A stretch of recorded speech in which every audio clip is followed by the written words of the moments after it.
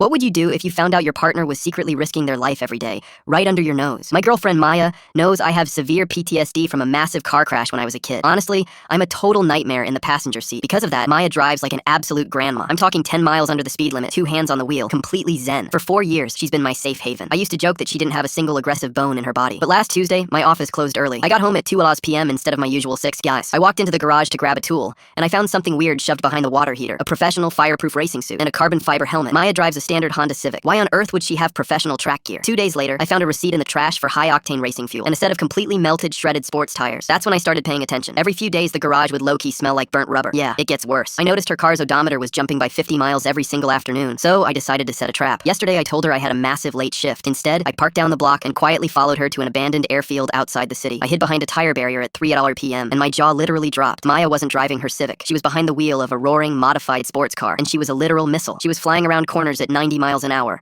sliding sideways inches from concrete walls, pulling off insane, flawless drift turns. It was pure, intense mechanical combat. She wasn't a timid driver. She was a master. But that wasn't even the worst part. I watched her do this for a straight hour. Pure adrenaline. Finally, she stepped out, drenched in sweat, and packed up. I rushed home and waited. Half an hour later, she walked through the door. She was smiling, acting like nothing happened. How long? I asked. She completely froze. She looked down at the faint tire soot on her sneakers, then back at me. Every day, she admitted quietly. For 4 years. But why? I asked. You told me you hated speeding. She smiled gently. I have a crazy need for speed, she said, but I know how terrified you are of reckless driving. So every single afternoon, I burn out 100% of my aggression on the track, just so you can feel completely safe when you're in the car with me. I looked at my safe haven, and yeah, no, I'm never driving again.